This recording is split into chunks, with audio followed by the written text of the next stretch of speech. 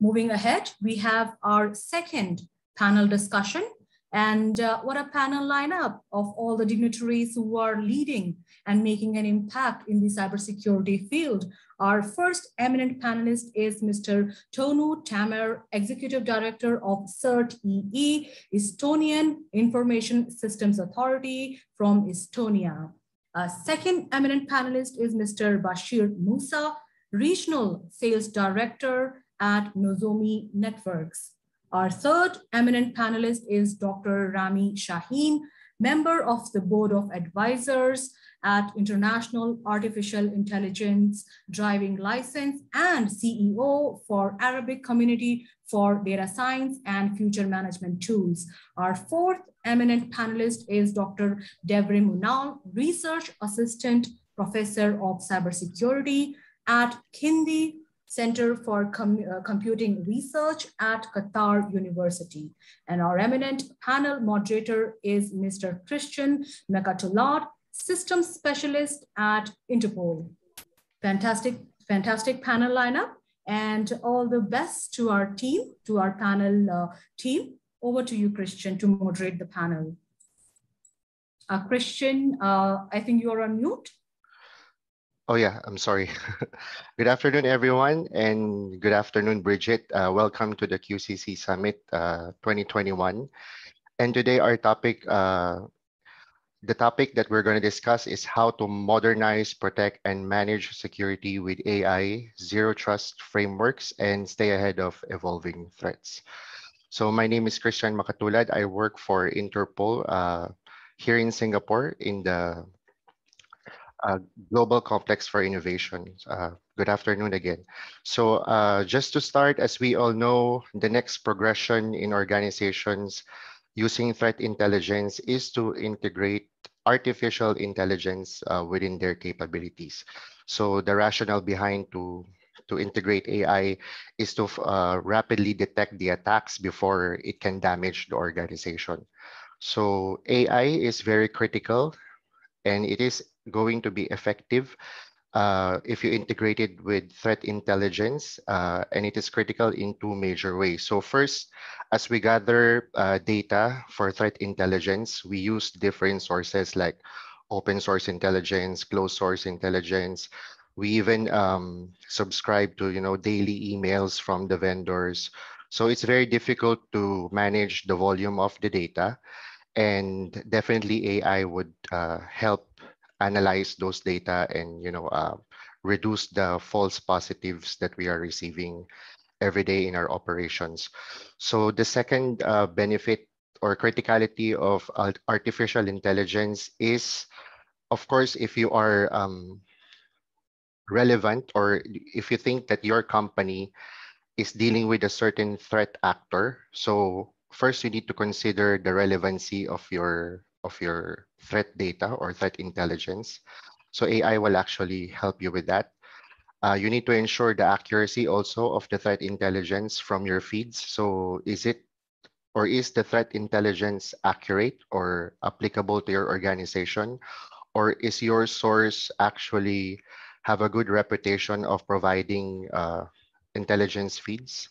And of course, the third thing that we need to consider how AI can help is to provide us the timeliness of the data intelligence. So timeliness is very important because depending on the structure of our organization or the structure of our business, then we need to identify even older data or data intelligence or threat intelligence can be relevant to us or can be timely to us depending on your company structure. Okay, so I think just to proceed with the panel discussion, I have a question for Mr. Tõnu Tammer.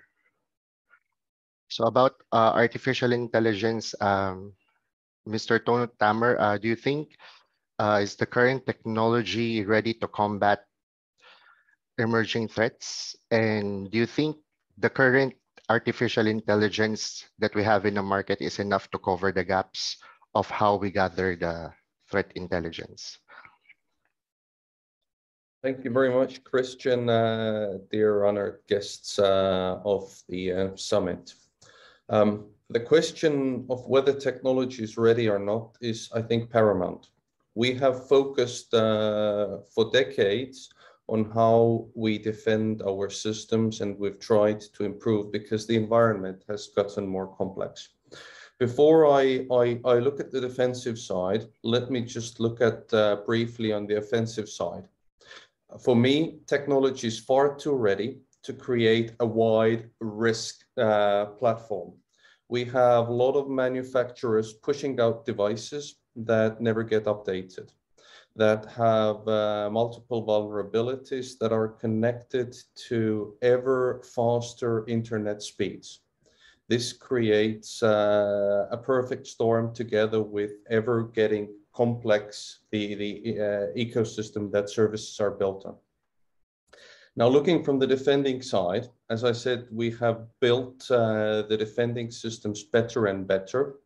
I have yet to see an AI that passes Turing test. So we are talking about machine learning that can be pretty good already, but nevertheless, the machine is not yet there to replace a human being. It does have capacity to handle a lot of data, but it does not yet have the capability to replace human beings. With regards to the second question you asked, whether AI or technology per se is ready to... It's matured, yeah. Is mature to cover the gaps on how we gather intelligence. We have to understand that there is only so much intelligence we can gather as a defending side alone. We need to rely on different service providers who can aggregate intelligence, who can put it into context. So this is something that I would urge not to be alone and to ask assistance from different vendors and different providers. Only together we can defend. Okay, thank you, Tõnu, for your insights about AI in threat intelligence. So in my experience, actually, there are only few protocols that can actually translate those intelligence feeds into readable reference or for us humans to understand. So I want to ask Dr. Devrim Unal. So Doctor, what are the recent research findings about artificial intelligence for countering the cyber threats? And what is the effectiveness of artificial intelligence in this regard?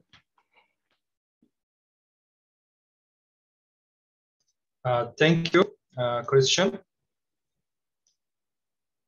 So we see the AI more and more countering against zero-day threats because this is where we need to handle a lot of data.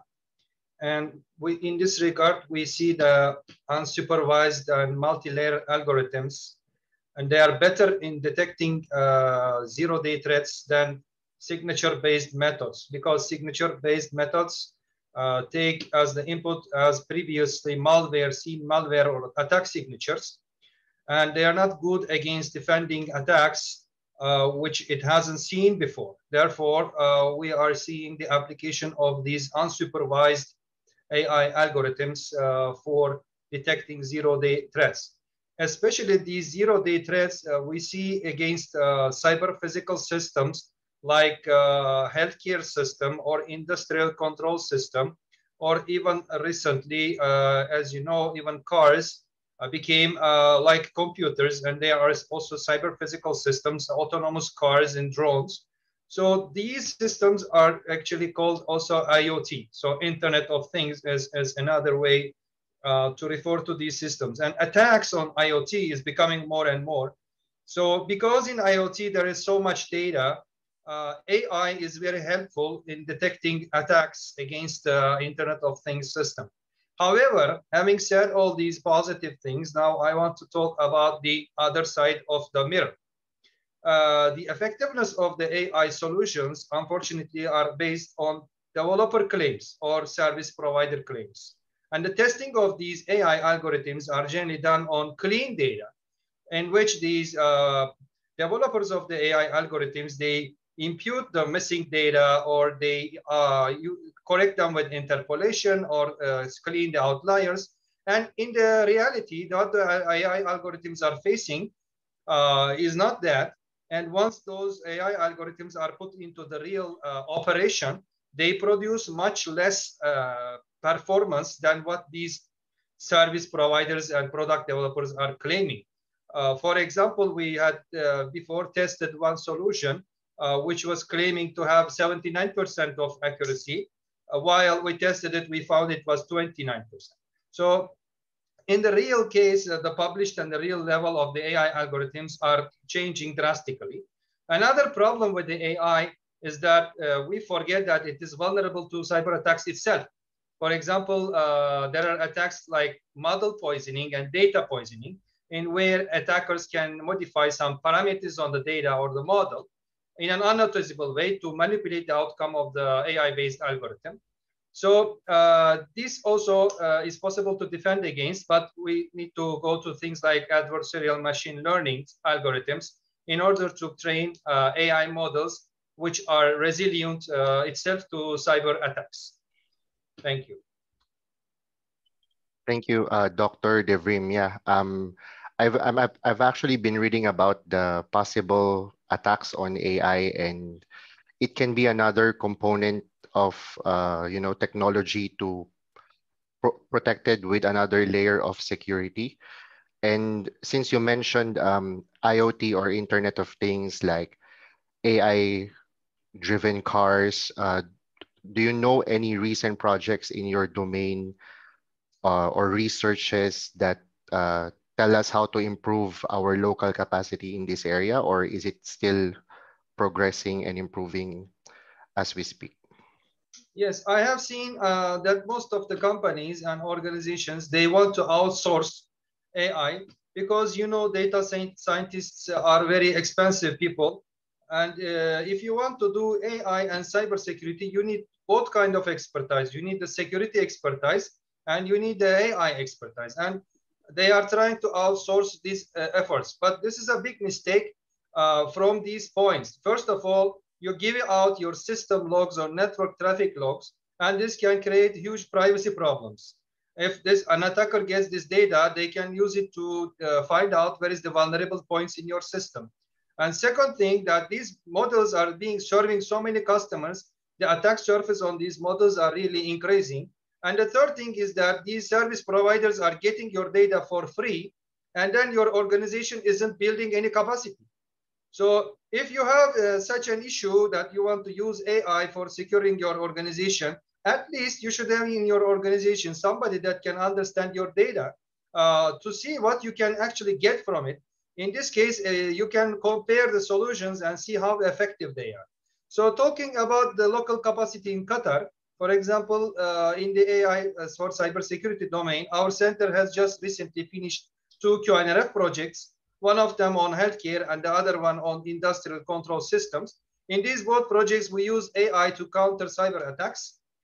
For the healthcare domain, we focused on the Internet of Things for healthcare applications, which are collecting the patient data. And for the industrial control system, we demonstrated attacks on sensors, and which can fool the programmable logic controllers to give wrong decisions. And these were resulting in system instability. So we also developed AI-based algorithms to detect and prevent these attacks. So there is, yes, local capacity in Qatar. And I invite the companies here to work with universities to develop better AI algorithms. Thank you, Dr. Devrim. What an interesting insight about the local capacity. And I really hope that this pandemic will end so I can visit Qatar anytime soon. You are welcome to drink Arabic coffee with us. Sure.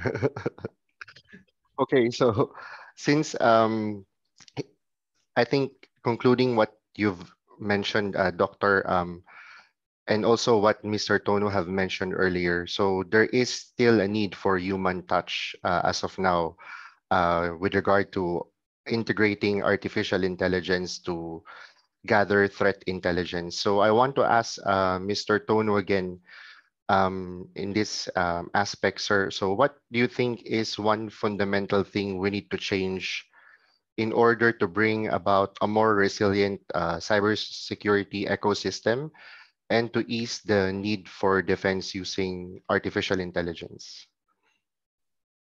Again, great question, Christian. Building on what Dr. Devrim Unal said, we have to look at where the attacks are coming. Ultimately, there is a person behind controlling something, but the question is what they are controlling. They can either purchase the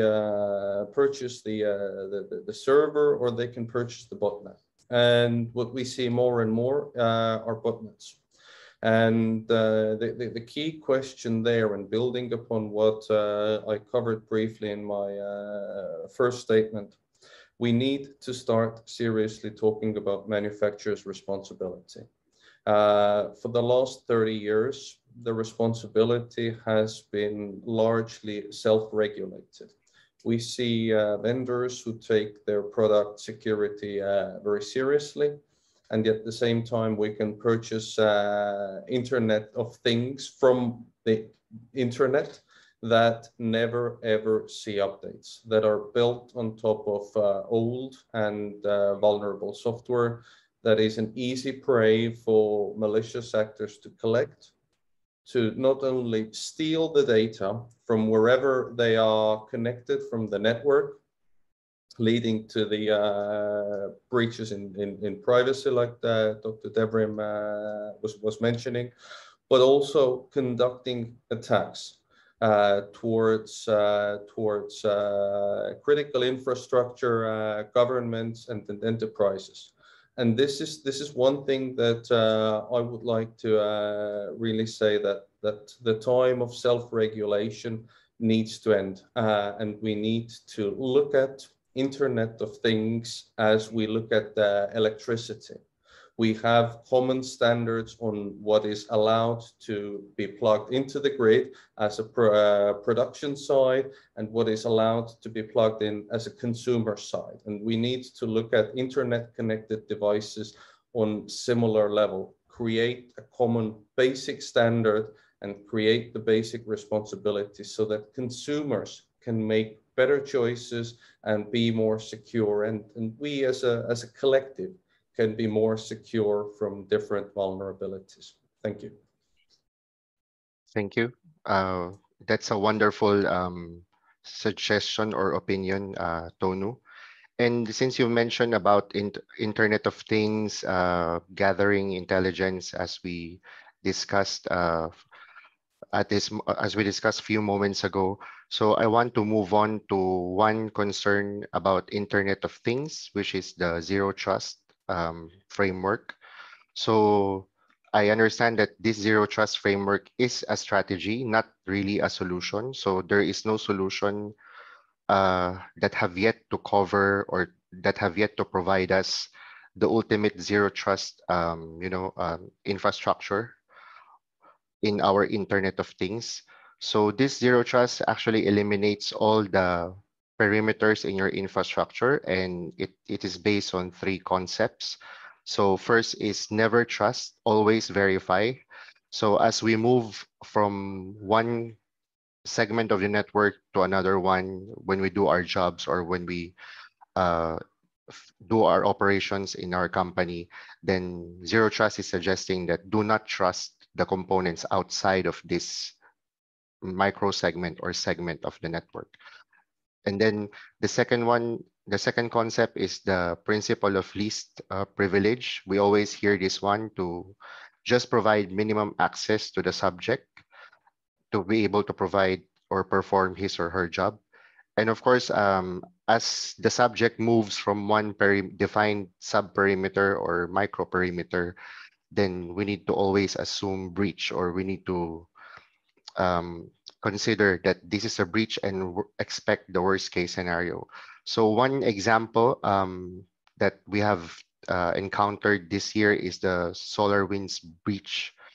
So actually, the way I understand this SolarWinds breach or attack is, since December 2019, the attacker already sits on SolarWinds infrastructure. So they have weaponized the SolarWinds infrastructure, or they have created their weapons inside the infrastructure, and then only in December 2020 that the attack is successfully executed. And actually, it's FireEye who informed SolarWinds that their patches have been compromised. So this is a clear example of a supply chain attack. And supply chain attack is one of the challenges that we are facing as of the moment. And of course, with the convergence of the information technology and operational technology, this makes it more complex. So I want to move on to that area of the discussion and ask the expert of IT and OT, Mr. Bachir Moussa. So I have a question for you, sir. How has the security landscape changed with the convergence of IT and OT, and how critical is zero trust in the IT and OT components? Yeah, good afternoon, everyone. Thank you for this question. And I'm glad we're going to talk a bit about OT. That's a topic close to my heart. So as we all know, OT networks have always been perceived as the most vulnerable to attacks, and they're the most difficult endpoints to secure. In the past, OT networks have been air-gapped from IT networks and unavailable for things such as remote access. But now, due to the convergence of IT and OT, this is no longer possible and is no longer happening. Now, if we look at this convergence, before I talk about how the security landscape has changed, it's brought about opportunities such as digitalization, efficiencies, company-wide initiatives across IT and OT, and it leverages IoT, which we discussed earlier. But it has also increased the security threats. So going to the security landscape, when we look at securing OT networks, it does have different requirements than IT networks. And there are specialized security architectures that are required. But what we are seeing now with the convergence is that this responsibility is falling onto the IT security leaders to cover the whole security landscape across IT and OT. As a result, what we're seeing, which is a great thing, is that OT and IT teams are working closely together to ensure that the security strategy they put is plausible for both the OT and IT environments, and in the right scenarios, they're using specialized solutions built specifically for OT security. And something important that we're seeing as well is those vendors in the OT space that are leveraging AI to become a critical part of securing those OT environments. So I've covered the first part of the question around how the security landscape has changed. But if we look at how critical zero trust it is in this environment, it's actually very critical. Touching again about what I said earlier, the OT environments in the past have been physically isolated or air-gapped. But because of digitalization and the internet, they're now becoming bigger and bigger targets. And the traditional perimeter where you just have firewalls or separate physical access has been changed and is being challenged. So two reasons why I believe zero trust is critical for protecting industrial infrastructure and OT networks against internal and external threats are the following. The first one is to minimize the attack surface. Now, the industrial network becomes invisible to everyone except the authorized users, making it unreachable by attackers to provide the best defense for those assets. Those assets are usually unpatched, not properly secured. So the first part is minimizing those attack surfaces to reduce the risk. Secondly is around eliminating excessive trust. Internal and third-party personnel should only be permitted need-to-know access to those segmented environments and to those systems. And what you do now is you move away from physical air gaps to virtual air gaps that aren't possible with traditional networks and is not possible with without zero trust in the IT and OT space. So just to conclude, as you can see, the convergence of IT and OT is very critical, and it's very important to an organization's success. But the security landscape needs to change by putting the right measures in place to avoid disruption to those networks due to security attacks. Back to you. Thank you so much, Bachir. You've pretty much covered everything about the security landscape of IT and OT. And of course, the convergence of IT and OT is driven by digital transformation. I believe that most companies in the world with industrial sites have been doing this or have been trying to transform digitally to make their businesses more productive. So I want to ask Dr. Rami Shaheen about the digital transformation component of this. So Dr. Rami, what do you think is the most important phase of the digital transformation for countries who successfully digitally transformed or highly mature in this domain? And do you think AI and zero trust is part of this digital transformation that they're trying to do? Hi, gentlemen. It's my pleasure to be here with such pool of talents. First of all, the funny thing for me that we are as a subject matter experts and tech gurus, we are always talking with organization and individual, asking them to stop working in silos, to stop thinking in silos. But when we try to address our solution and the way we implement our solution, we only think in silos. The whole way and the whole mindset, even for tech gurus and tech experts, need to be changed. That's first of all. So when we want to think about how to minimize the threats, how to have, I like Mr. Bachir used conventional attributes or some kind of conventional attributes for enhancing the overall security between IT and OT. I like the term, but if we want to implement such terms for organization or multinational organizations, we need to make sure that this organization with all departments working along together have the right maturity level in order to utilize either AI or any other future management tools. That's from one point. So we need to stop thinking about the AI as the only tool that will minimize certain risk or IoT from one hand. We need to think about the ecosystem of these tools. And as a tech expert, we shouldn't jump to wave 3 directly, which is the harness and improvement of the whole cyber threats. We need to start with wave 1, either with experts, with organizations, with individuals in this organization. So how we gonna manage these changes, either in digital transformation for highly mature countries and organizations worldwide, and with other part of the world who are still in the nascent level of maturity. I believe, or according to the leading practice, we need to have a clear ontology on the organization itself. Today, we have a meeting in the Global AI Index discussing the UK strategy of AI transformation. But we need to consider as well that the level of maturity for all of, or most of the organization are varied. So we need to deal with the waves, tools and organization with a proper way and measuring the maturity assessment, either through AMA, Artificial Intelligence and Future Management Tools Maturity Assessment, which is in which it's an AI mind that will assess the whole ecosystem of certain organization or country and provide them with the required corrective action.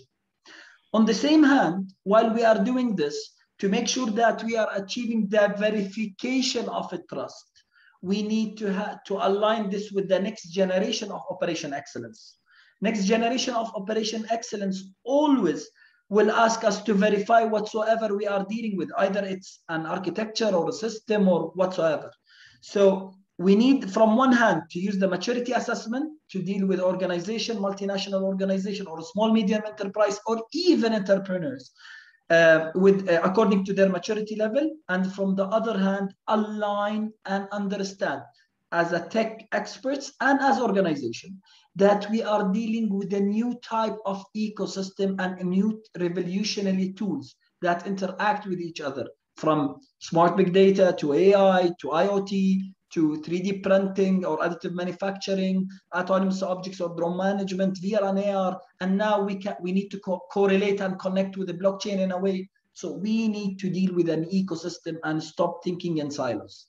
This is one of the major risks that will drive cybersecurity or drive the fourth revolution into its third wave, because we are still in the first wave as a word, maybe. If we want to work in a proper way and plan things in a proper way for the third wave, we need to think and change our mindset as a subject matter expert and change the mindset and ecosystem for organization and countries. Thank you, Dr. Rami. We can see that you're very passionate about discussing the culture before proceeding towards the near future for cyber threat intelligence. And just to conclude, I think we don't have time. So I think, or I believe that based on our discussion, that artificial intelligence and zero trust are very critical components, or this is the new trend now in cybersecurity.